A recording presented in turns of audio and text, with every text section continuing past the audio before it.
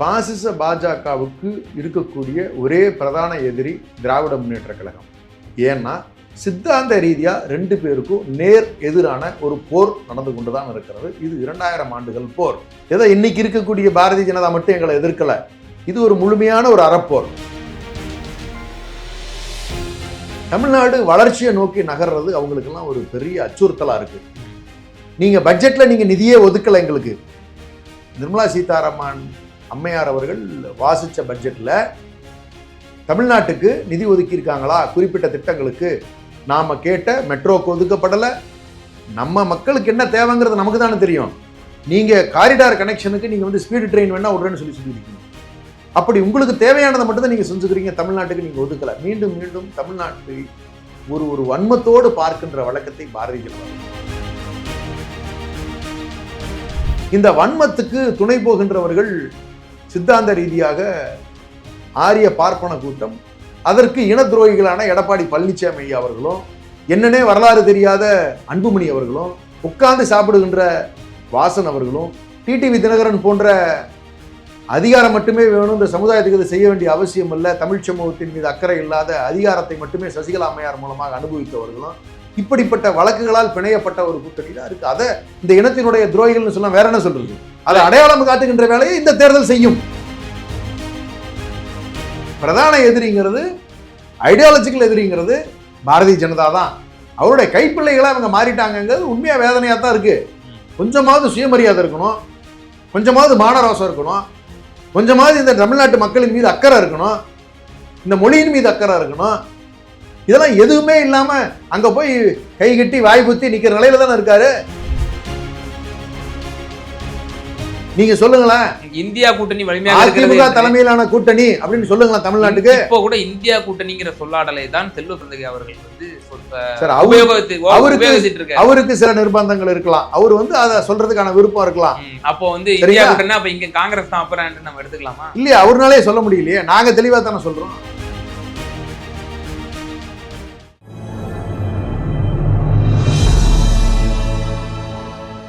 ஈதம் news நேரல் கண்முணக்கம். இன்றைய நேர்காணலில் நம்முடைய இருந்திருப்பவர் திராவிட முன்னேற்ற கழகத்தினுடைய செய்தி தொடர்பாளர் மரியாதைக்குரிய ராஜா தமிழ்மாறன் சார். சார் வணக்கம். வணக்கம். திராவிட முன்னேற்ற கழகம் பிப்ரவரி 1 முதல் தமிழகத்தை தலைகுனிய விட மாட்டேன் என்ற தலைப்பின் கீழே வந்து கேம்பெயினை வந்து ஸ்டார்ட் பண்றீங்க. பல கேம்பெயின்கள் வந்து கடந்த காலத்திலும் எடுக்கப்பட்டு வந்தது. இது அதனுடைய தொடர்ச்சியாகத்தான் பார்க்கப்படுகிறது. இந்த மாதம் கிட்டத்தட்ட 5 மாநாடுகள் போடப்படுவதாகவும், அதே போல அடுத்த மாதம் மாநில மாநாடு திருச்சி மாநகரில் வந்து நடத்த இருக்குது. கிட்டத்தட்ட 10 லட்சம் பேர் பங்கு கொள்ளும் விதத்தில் ஒரு பிரம்மாண்டமான ஒரு மாநாடு வந்து நடத்தும்படி திட்டமிடப்பட்டிருக்கிறது திராவிட முன்னேற்ற கழகம். ஸோ தேர்தலினுடைய அந்த ஃபீவர்னு சொல்லுவாங்க, அது ஸ்டார்ட் ஆயிடுச்சுன்னு எனக்கு தோணுது. ஸோ திராவிட முன்னேற்ற கழகம் எப்படி மக்களை சந்தித்து என்ன நேரட்டிவ் நீங்கள் செட் பண்ண போறீங்க, எப்படி உங்களுடைய கொள்கைகளை நீங்கள் வந்து எடுத்துரைக்க போறீங்க, மக்களை எப்படி வென்றெடுக்க போறீங்க? இது மிக அவசியமான ஒரு தேர்தல், மிக முக்கியமான தேர்தலாக தான் திராவிட முன்னேற்ற கழகத்தை பார்க்குறோம். எங்கள் தலைவருடைய நோக்கம் மிக தெளிவானது ஒரு நோக்கம். ஏன் தலைகுனிய விடமாட்டேன் அப்படின்னு சொல்றோம் அப்படின்னு சொன்னா, பாசிச பாஜகவுக்கு இருக்கக்கூடிய ஒரே பிரதான எதிரி திராவிட முன்னேற்ற கழகம். ஏன்னா சித்தாந்த ரீதியா ரெண்டு பேருக்கும் நேர் எதிரான ஒரு போர் நடந்து கொண்டுதான் இருக்கிறது. இது 2000 ஆண்டுகள் போர். ஏதோ இன்னைக்கு இருக்கக்கூடிய பாரதிய ஜனதா மட்டும் எங்களை எதிர்க்கல, இது ஒரு முழுமையான ஒரு அறப்போர். இன்னைக்கு கத்தி எடுத்து சண்டை செய்ய வேண்டிய அவசியம் இல்லை. சித்தாந்த ரீதியா இன்னைக்கு மீடியாக்கள்ல, சோசியல் மீடியாக்கள்ல ஒரு தவறான கருத்துக்களை, ஒரு தவறான நரேட்டிவை திராவிட முன்னேற்ற கழகம் தமிழ்நாட்டின் மீதும் செட் பண்றதுக்கான ஒரு முயற்சியை வந்து பாரதிய ஜனதா ஈடுபட்டுக்கிட்டு வர்றது. அதை முறியடிக்கின்ற வேலை தான் நம்ம திராவிட முன்னேற்ற கழகத்தினுடைய நோக்கம். தமிழ்நாடு வளர்ச்சியை நோக்கி நகர்றது அவங்களுக்கெல்லாம் ஒரு பெரிய அச்சுறுத்தலா இருக்கு. நீங்க பட்ஜெட்ல நீங்க நிதியே ஒதுக்கல. எங்களுக்கு நிர்மலா சீதாராமன் அம்மையார் அவர்கள் வாசிச்ச பட்ஜெட்ல தமிழ்நாட்டுக்கு நிதி ஒதுக்கி இருக்காங்களா? குறிப்பிட்ட திட்டங்களுக்கு நாம கேட்ட மெட்ரோக்கு ஒதுக்கப்படல. நம்ம மக்களுக்கு என்ன தேவைங்கிறது நமக்கு தானே தெரியும். நீங்க காரிடார் கனெக்ஷனுக்கு நீங்க வந்து ஸ்பீடு ட்ரெயின் வேணா விடுறேன்னு சொல்லியிருக்கீங்க. அப்படி உங்களுக்கு தேவையானதை மட்டும் தான் நீங்க செஞ்சுக்கிறீங்க. தமிழ்நாட்டுக்கு நீங்க ஒதுக்கல. மீண்டும் மீண்டும் தமிழ்நாட்டை ஒரு வன்மத்தோடு பார்க்கின்ற வழக்கத்தை பாரதிய ஜனதா வைத்திருக்கு. ஆனா பிரதமர் என்ன சொல்றாரு கடைசியா வந்து தமிழ்நாட்டு பயணத்துல, நாங்க தான் 10 லட்சம் கோடி கொடுத்துருக்கோம், யூபிஏ அரசாங்கத்தை விட பாருங்க பன்மடங்கு நாங்க கொடுத்துருக்கோம்னு சொல்லி ஒப்பிட்டு இல்ல, அவர் பொய்யின் பிதாமகன் அப்படிதான் பேசுவார். ம். அவருக்கு பொய் பேசுறது வந்து சக்கர பொங்கல் சாப்பிட்ற மாதிரி. அதனால அவரு ஆதாரம் இருந்துன்னா எடுத்து போடணும்ல. தமிழ்நாட்டுக்கு நிர்மலா சீதாராமன் அம்மையார் வர்றாங்க, நீங்க வந்தீங்க, நீங்க வந்த பிறகு இந்த திட்டங்களுக்காக கடந்த ஆண்டுகளில் இதெல்லாம் அறிவிக்கப்பட்டிருக்கிறதுன்னு சொல்லி உங்க கட்சியினுடைய தலைவர் நயனா நாயந்திரன் கொடுத்து அறிவிப்பான்னு சொல்லி சொல்ல வேண்டியதானே. ஒரு பக்கம் விளம்பரம் கொடுக்க வேண்டியதானே, பேட்டி கொடுக்க வேண்டியதானே. எங்க கொடுத்தீங்க? வெள்ளை அறிக்கை கொடுக்க வேண்டியதானே சார். இவ்வளவு நிதி ஒதுக்கப்பட்டிருக்குன்னு நான் சொல்றேன் சார். 3,50,000 கோடி ரூபாய் தோராயமா ஒரு வருஷத்துக்கு தமிழ்நாடு ஒன்றிய அரசுக்கு கான்ட்ரிபியூட் பண்ணுது. தென் மாநிலங்கள் மட்டும் கான்ட்ரிபியூட் பண்ற அமௌண்ட் கிட்டத்தட்ட வந்து ஒரு 12 to 15 லட்சம் கோடி ரூபாய். கர்நாடகா, கேரளா, ஆந்திரா, தமிழ்நாடு இந்த 4 மாநிலங்கள் மட்டும் சேர்ந்து 27 லட்சம் கோடியில கிட்டத்தட்ட 12 to 13 லட்சம் கோடி ரூபாய் இந்த தொகை வருதுன்னு சொல்லி சொன்னா சரி பாதியே இந்த 4 மாநிலங்கள் கொடுக்கின்றன. நீங்க கணக்குல சொல்றது நமக்கெல்லாம் தெரிஞ்சது ஒரே ஒரு விஷயம் தான். ஜிஎஸ்டி வருவாய் மட்டும் தான் பாக்குறீங்க. இன்கம் டாக்ஸ் வருவாய் நேரா ஒன்றிய அரசு தானே வாங்குது. Corporate tax, excise duty, import duty, இதெல்லாம் யார் வாங்குறா? இதனுடைய மொத்த சதவீதம் எவ்வளோ? இன்கம் டாக்ஸ் 21% பட்ஜெட்ல சொல்லியிருக்காங்க. 18% வந்து கார்பரேட் டாக்ஸ் சொல்றாங்க, 4% இம்போர்ட் டியூட்டி சொல்றாங்க, 6% எக்ஸைஸ் டியூட்டி சொல்றாங்க. இதெல்லாம் சேர்த்துனா கிட்டத்தட்ட 55% நீங்க தமிழ்நாட்டில் நீங்க இருந்து எடுத்துக்கிறீங்களே. இதுல இருந்து எங்களுக்கு ஏன் கொடுக்க மாட்டேங்கிறீங்க? அப்ப தமிழ்நாட்டை ஒரு வன்மத்தோடு பார்க்கின்ற வழக்கம் பாரதிய ஜனதாக்கு இருக்கிறது. இந்த வன்மத்துக்கு துணை போகின்றவர்கள் சித்தாந்த ரீதியாக ஆரிய பார்ப்பன கூட்டம் இந்த திராவிடத்துக்கு எதிராக தொடர்ந்து போர் தொடுத்து வருகிறது. இந்த பூர்வகுடிகளினுடைய அடையாளங்களை அழிப்பதற்கான முயற்சியை தொடர்ந்து அவர்கள் செய்து வருகிறார்கள். அதற்கு இன துரோகிகளான எடப்பாடி பழனிசாமி ஐயா அவர்களும், என்னன்னே வரலாறு தெரியாத அன்புமணி அவர்களும், உட்கார்ந்து சாப்பிடுகின்ற வாசன் அவர்களும், டிடிவி தினகரன் போன்ற அதிகாரம் மட்டுமே வேணும், இந்த சமுதாயத்துக்கு இதை செய்ய வேண்டிய அவசியம் இல்லை, தமிழ் சமூகத்தின் மீது அக்கறை இல்லாத அதிகாரத்தை மட்டுமே சசிகலா அம்மையார் மூலமாக அனுபவித்தவர்களும், இப்படிப்பட்ட வழக்குகளால் பிணையப்பட்ட ஒரு கூட்டணி தான் இருக்கு. அதை இந்த இனத்தினுடைய துரோகிகள்னு சொல்ல வேற என்ன சொல்றது? அதை அடையாளம் காட்டுகின்ற வேலையை இந்த தேர்தல் செய்யும். நல்ல பாயிண்ட் வந்துட்டீங்க சார். இப்போ அஇஅதிமுக கடந்த காலத்தில் செய்த பிழைகள்னு இருக்கு, அந்த கூட்டணி பொருந்தா கூட்டணி, இவ்வளவு விஷயங்கள் இருக்கு. இப்போ நம்ம பார்க்குறோம் திமுகவுடைய பல பிரச்சார மேடைகள். இப்போ கடந்த டெல்டாவில் மகளிர் மண்டல மாநாடு நடந்துச்சு, அதுக்கு முன்னாடி கொங்குல நடந்துச்சு. இந்த மாதிரி பல மாநாடுகள் தொடர்ந்து நடந்துட்டு தான் இருக்கு. முப்பெரும் விழா கூட நடந்துச்சு. இதெல்லாம் நான் வந்து கவனிக்கும் பொழுது மாண்பு முதலமைச்சர் அவர்கள் முழுக்க பாஜகவை மட்டும்தான் விமர்சனம் பண்றாரு. பாஜக மத்திய அரசு எப்படி வஞ்சிக்குது, நிச்சயமாக அது விமர்சனத்துக்கு உள்ளாக்கப்பட வேண்டும்.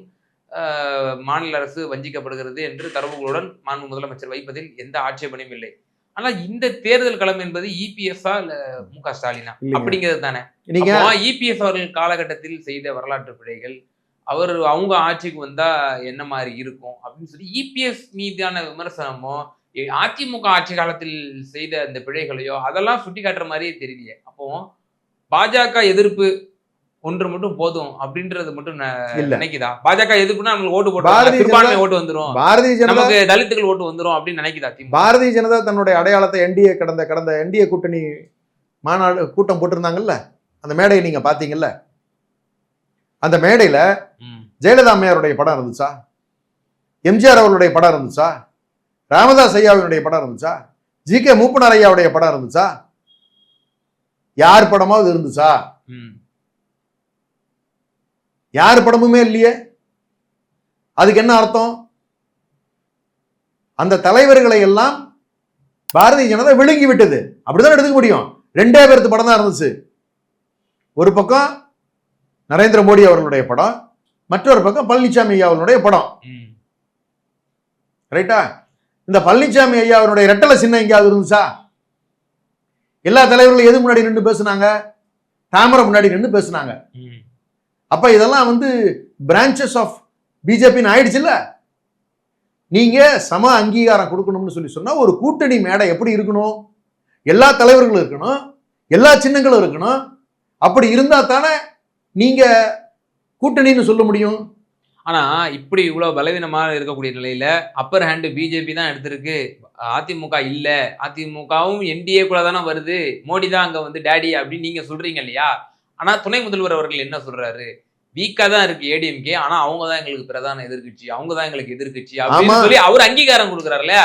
அந்த அங்கீகாரம் பேர்ல நாங்க கேக்குறோம், ஏன் ஏடிஎம்கே நீங்க பிஜேபி எதிர்ப்பு அதை சொன்னதுக்கு பிறகுதான் அவங்க இல்ல நாங்க தான் எதிரின்னு அதுக்கப்புறம் நடந்த கூட்டம் தானே அது. 15 நாளைக்கு முன்னாடி எங்களுடைய துணை முதலமைச்சர் சொல்றாரு, இல்ல அதிமுக இங்க பெரிய போர்ஸே கிடையாது, இங்க பாரதிய ஜனதா தான் அப்படிங்கறத அவருக்கு சொல்ற செய்தியா தான் அதை நம்ம எடுத்துக்க முடியுது. இப்ப அதுக்கப்புறம் நடத்துற கூட்டத்துல நீங்க எப்படி நடத்துனீங்க? இப்படிதான் நடத்துனாங்க. 2 சமகாலத்துல ஒரே பீரியட்ல நடந்துச்சா? இதுக்கப்புறம் எங்க துணை முதலமைச்சர் சொன்னாங்களா? இல்லையே, நடக்கலையே அப்படி. அப்ப பிரதான எதிரிங்கிறது, ஐடியாலஜிக்கல் எதிரிங்கிறது பாரதிய ஜனதா தான். அவருடைய கைப்பிள்ளைகளா அவங்க மாறிட்டாங்கிறது உண்மையா வேதனையா தான் இருக்கு. கொஞ்சமாவது சுயமரியாதை இருக்கணும், கொஞ்சமாவது மானரோசம் இருக்கணும், கொஞ்சமாவது இந்த தமிழ்நாட்டு மக்களின் மீது அக்கறை இருக்கணும், இந்த மொழியின் மீது அக்கறை இருக்கணும். இதெல்லாம் எதுவுமே இல்லாம அங்க போய் என்ன சொல்றது, கை கட்டி வாய் புத்தி நிக்கிற நிலையில தானே இருக்காரு. ஏதாவது தமிழ்நாட்டு நடக்க ஒரு காமன் மினிமம் ப்ரோக்ராம் மாதிரி இது வரைக்கும் ரிலீஸ் பண்ணியிருக்காங்களா? இல்லையே. அந்த தலைவர்கள் மேடையில் இல்லாததே ஒரு பெரிய அசிங்கம் இல்லையா? அது நீங்க ஒரு கட்சிங்க, அதிமுகங்கிறது ஒரு மிகப்பெரிய கட்சிங்க. அந்த கட்சியோட எம்ஜிஆர் எங்க போனாங்க? அந்த அம்மா அந்த கட்சியில ஜெயலலிதா அம்மையார் படம் எங்க போச்சு? அண்ணாவினுடைய படம் எங்க போச்சு? கட்சியில தலைவர் அண்ணா திராவிட முன்னேற்ற கழகத்தினுடைய தலைவர் அண்ணா படத்தை வைக்கணும்லங்க, வச்சீங்களா? என்னங்க இது கூட்டணி? அப்ப என்டிஏ பேசுறதானே சரி. அப்பதான் எங்க முதலமைச்சர் தெளிவா சொல்றாங்க, இது வந்து தமிழ்நாடு வர்சஸ் என்டிஏ, தமிழ் மக்கள் வர்சஸ் என்டிஏ, தமிழினம் வெர்சஸ் என்டிஏ. இதான் அர்த்தம். இல்ல அப்படி ஒரு நேரட்டிவ் செட் பண்ணுதா? இல்லாத பிஜேபி நாமளே வந்து இல்லாத பிஜேபி இல்ல, அவர்கள் நடந்து கொள்வதை நாம் சொல்லிக் கொண்டிருக்கிறோம். அவர்கள் என்ன சொல்ல வராங்கிறத நம்ம மக்களுக்கு சொல்லித்தான் ஆகணும். அதை சொல்றது என்ன எங்களுக்கு தயக்கம் இருக்க போகுது? அவர் நடந்து கொள்றது அப்படிதான் இருக்கு. இன்னைக்கு வரைக்கும் பழனிசாமி தான் முதலமைச்சர்னு சொன்னாங்களா என்ன? என்டிஏ கூட்டணி தானே பிரதமர் அவர்களும் சொல்றாங்க. தமிழ்நாடு என்டிஏனுடைய தலைவர் என்று அமித்ஷா அவர்கள் இதே தமிழகம் இந்த கடந்த ஏப்ரல் மாதம் வந்து அவர் முன்னிலையில தான் சொன்னார். தமிழ்நாட்டினுடைய என்டிஏ தலைவர் இபிஎஸ் தான். தமிழ்நாட்டினுடைய என்டிஏ தலைவர்ல என்டிஏ கூட்டணி ஆட்சி தான் அமைய போகிறதுன்னு சொல்றாங்க. நாங்க சொல்றோம்ல, திராவிட முன்னேற்ற கழக தலைமையின் ஆட்சி சொல்றோம்ல. எங்க முற்றுப்புள்ளி வச்சிட்டீங்களா? சொல்ல வேண்டியதானே? சொல்லிட்டு இருக்காங்களே ஒரு பக்கம் காங்கிரஸ் சொல்றது இல்லையா? ஐயோ, நான் தான் சொல்றேன், அதெல்லாம் இல்லீங்க, நீங்களா நான் சொல்றேன். சும்மா திரும்ப சொல்றதால வர போறது இல்ல. திராவிட முன்னேற்ற கழக தலைமையில் இருக்கக்கூடிய ஆட்சி அப்படின்னு தானே சொல்றோம். நீங்க சொல்லுங்களேன், இந்தியா கூட்டணி வலிமையாக அதிமுக தலைமையிலான கூட்டணி அப்படின்னு சொல்லுங்களா தமிழ்நாட்டுக்கு. இப்போ கூட இந்தியா கூட்டணிங்கிற சொல்லாடலை தான் செல்வ பிறந்தகை அவர்கள் வந்து அவருக்கு சில நிர்பந்தங்கள் இருக்கலாம், அவர் வந்து அதை சொல்றதுக்கான விருப்பம் இருக்கலாம். அப்போ வந்து இந்தியா கூட்டணி அப்ப இங்க காங்கிரஸ் தான் அப்புறம் நம்ம எடுத்துக்கலாமா? இல்லையா, அவர்னாலே சொல்ல முடியலையே. நாங்க தெளிவா தானே சொல்றோம், எங்க நிலையில இருந்து ஏதாவது மாறுதல். அதுதான் இபிஎஸ் தெளிவா தான் சொல்லிட்டு இருக்காரு. பிஜேபி கூட கூட்டிட்டு போட்டோம் அப்படின்னு விடுறாரு. உங்களுக்கு என்ன ஆட்சேபனை? நான் தான் சொல்றேன், உங்க தலைவரை நீங்க படத்துல விட்டுட்டீங்க, ஒரு கூட்டணியில கூட்டணி தலைவர்கள் படமே இல்லைன்னு சொல்றேன். அதெல்லாம் எடுத்துக்கவே மாட்டேங்கிறீங்களே. சரி, நான் இன்னொரு கேள்வி கேட்கிறேன். உங்களுடைய கடந்த 2019-24 நாடாளுமன்ற தேர்தலில் உங்களுடைய எம்பிக்கள்லாம் ஓத்து எடுத்தாங்கல்ல, உறுதிமொழி எடுத்தாங்கல்ல, அண்ணாவோட பேரை யாராவது ஒரு எம்பி முழங்குனாங்கன்னு சொல்லி எனக்கு ஆதாரம் காட்டுங்க. தந்தை பெரியாரையும் அது வேற, நீங்க வந்து அது வேற இது வேற. உங்களுடைய நிறுவன தலைவராக இருக்கக்கூடியவர் அண்ணா, உங்களுடைய தலைவர், அவருடைய பேர் யாராவது முழங்குனாங்களா உங்களுடைய எம்பி? அது என்ன புரோட்டோகால்ல இருக்கா கேக்குறேன் நான். புரோட்டோகால்ல இல்ல, அவசியம் இல்ல. எல்லா சுயமரியாதை உள்ளவர்கள் சித்தாந்தங்களை விட்டு கொடுத்துட்டாங்களா? கொள்கைகளை விட்டு கொடுத்துட்டாங்களா? பாராளுமன்றத்தில் ஓட்டு போட்டாங்க. அண்ணாவை சொல்லணும் இல்ல சார், தமிழர்கள் நலனுக்காக பேசினா போதும் சார், அண்ணா தானே சொல்லி தந்துட்டு போனாரு. பெரியார் கேள்விகள் தானே சொல்லிட்டு போனாரு, நானே சொல்லி தான் ஒத்துக்காதுன்னு சொல்லிட்டு தானே போனாரு. அதானே இன்னைக்கு பின்பற்றிக்கிட்டு இருக்கோம். அவர் சொல்லணுங்கிற அவசியம் இல்ல, கொள்கைகளை பின்பற்றினா போதும். நீங்க பேர் சொல்லி திருப்திப்படுத்துறதுங்கிறது அண்ணா திமுக வேணா இருக்கலாம், ஜெயலலிதா அம்மையார் பேரை சொல்லணும், எங்க போனாலும் அங்க சொல்லணும் அப்படி வேணா இருக்கலாம். இங்க அப்படி கிடையாது. தமிழர் நலனுக்காக எல்லா எம்பிகளும் பேசுறாங்களே. அடையாள அரசியல் பண்ண மாட்டேன்றீங்க. ஒரு தனிநபர் போட்டிருக்கணும். இது மாதிரியான ஒரு தவறான முன்னுதாரணத்தை நாங்க வைக்கிறது. இது கொள்கை ரீதியான ஒரு அமைப்பு. இது ஒரு இன மறவர் கூட்டம். நீங்க கட்சின்னு நினைச்சீங்கன்னா நீங்க தப்பு பண்றீங்க. இது தமிழர்கள் நலன் பாதுகாப்பதற்காக உருவாக்கப்பட்ட ஒரு அமைப்பு. அப்படிதான் நம்ம இதை பாக்குறோம். நீங்க நம்ம இந்தியாவில இருக்கோம்ங்கிறதுக்காக வந்து திராவிட நாடு கோரிக்கையை கைவிடும்போது நம்ம என்ன சொல்றோம்? இந்த திராவிட நாடு கோரிக்கையை கைவிட்டால், ஆனால் அதற்கான காரணங்கள் இன்னமும் அப்படியே தான் இருக்கின்றன. இன்னைக்கு அப்படியே தான் இருக்கு.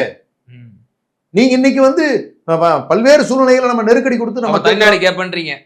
நான் கேட்கிறேன்னு சொல்லல, காரணங்கள் அப்படியே இருக்குன்னு சொன்னது அண்ணா சொன்னது நினைவுல வச்சிருக்கோம்னு சொல்றேன்.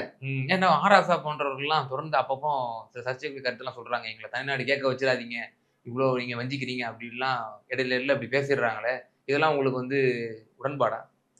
ஃபேர் டீலிமிட்டேஷன் வேணும்னு கேட்குறோம். ஏதாவது ஒரு கிளாரிட்டியை இன்னைக்கு வரைக்கும் பாரத பிரதமரோ உள்துறை அமைச்சரோ கொடுத்துருக்காங்களா? நீங்க ஒரு உதாரணத்தை வச்சுக்கோங்களேன். தென் மாநிலங்களுக்கு இருக்கக்கூடிய ரெப்ரசன்டேஷன் அப்படியே ரீடைன் பண்ணிட்டு பாப்புலேஷன் பேசிஸ்ல நீங்க யூபில எல்லாம் நீங்க அதிகப்படுத்திட்டீங்கன்னா தென் மாநிலங்களுடைய அவசியமே ஏற்படாது. உள்துறை அமைச்சர் பிரதமர் வாக்குறுதி கொடுத்துட்டாங்க. என்ன வாக்குறுதி? தமிழகத்தில் எந்த ஒரு பாதிப்பும் ஏற்படாது, குறையாது, பிரதிநிதித்துவம் குறையாதுன்னு தான் சொல்லியிருக்காங்க. எண்ணிக்கைகள் குறையாதுன்னு இருக்காங்க. யூபி எம்பியில் கூடாதுன்னு சொன்னாங்களா? எம்பி சீட்டுகளோட எண்ணிக்கை கூடாதுன்னு சொன்னாங்களா? அப்ப என்ன நோக்கம்? பாப்புலேஷன் பேசிஸ்ல போயிட்டீங்கன்னா நாம் இருவர் நமக்கு இருவர்னு சொன்ன காலம் போய் நாம் இருவர் நமக்கு ஒருவர்னு சொன்னதையெல்லாம் பின்பற்றி தான் இன்னைக்கு தமிழ்நாடு வந்து பாப்புலேஷன்ல குறைஞ்சிருக்கும்ல, கண்ட்ரோல் வச்சிருக்கோம்ல பர்த் ரேட்ல.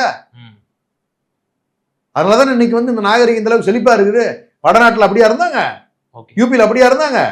ஒவ்வொருத்தரும் 4 பிள்ளைங்க 5 பிள்ளைங்க பெத்துக்கிட்டு பாப்புலேஷன்ல இன்னைக்கு அண்ணா பண்ணு வளர்ந்து கிடக்குறாங்களே, எந்த கட்டுப்பாடும் இல்லாம. இல்ல இப்ப நம்ம முதல்வரே சொல்றாருல, குழந்தை நிறைய பெத்துக்குங்கன்றாரு.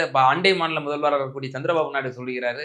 இல்ல நம்ம அதனால ஏற்படக்கூடிய விளைவுகள் அதெல்லாம் இருக்கு. இப்ப நிச்சயமா இப்ப நீங்க அந்த நீங்க சொல்றபடி வந்து நாம் இருவர் நமக்கு ஒருவருங்கிறது முதியவர்கள் அதிகமாயிட்டாங்க, அவங்கள அனுசரிக்கிறதுல வந்து இளம் தலைமுறை இல்ல, அந்த அந்த பேலன்ஸ் இல்லாம போயிடும், குழந்தை நிறைய பெத்துக்கங்கன்னு சொல்லி இப்ப பலரும் அறிவுறுத்துறாங்க இல்லையா? ஆமா, பலரும் அறிவுறுத்துகிறார்கள், அது தேவைதான். ஓகே, அதான் இப்ப எனக்கு இப்ப நடக்கக்கூடிய 8ஆம் தேதி திருச்சியில பிரம்மாண்டமான மாநாடு. கடந்த 2021 சட்டமன்ற தேர்தலில் அதே போல ஒரு மாநாடு திருச்சி மாநகரில் நடந்துச்சு.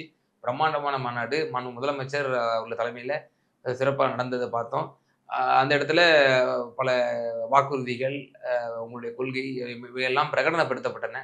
அது போல ஒரு பிரம்மாண்டமான ஒரு மாநாடு நடத்த இருக்கிறது அந்த மாநில மாநாடு, திருச்சி மாநாடு. ஸோ இதனுடைய அம்சங்கள் மற்றும் என்னென்னலாம் வந்து மக்கள் மத்தியில் நீங்க எடுத்து வைக்க போறீங்க, எப்படி மக்கள்கிட்ட போவீங்க, நிறைவான கருத்தை சொல்லுங்க. போர் பிரகடனமாக தான் அது இருக்க போகுது. தமிழ் இனத்தை பாதுகாக்க வேண்டிய பொறுப்பு இருக்குங்கிறத நம்மளோட தலைவர் திரும்ப திரும்ப சொல்லிட்டு இருக்காங்க. இது மிகப்பெரிய அறப்போர். இந்த போரில் தமிழர்கள் வெற்றி பெற்றே ஆக வேண்டும். அந்த தமிழர்களை தலை குனிய நான் விடமாட்டேன் அப்படிங்கிறது அவருடைய ஸ்டாண்டு. இதுதான் தேர்தல் பிரச்சாரமாகவும் இருக்கும். இது ஒவ்வொரு தமிழரும் உணர்ந்து தான் இருக்கிறாங்க. எப்படிப்பட்ட பிரச்சனைகளை, எப்படி நம்மளோட உரிமைகள் பாதிக்கப்பட்டிருக்கு அப்படிங்கிறத விளக்க வேண்டிய பொறுப்பு திராவிட முன்னேற்ற கழகத்தினுடைய ஒவ்வொரு நிர்வாகியும் ஒவ்வொரு தொண்டரும் புரிந்து வைத்திருக்கிறார்கள். அவர்கள் இதை மக்களிடம் கொண்டு போய் சேர்க்கின்ற வேலையை செய்வார்கள்.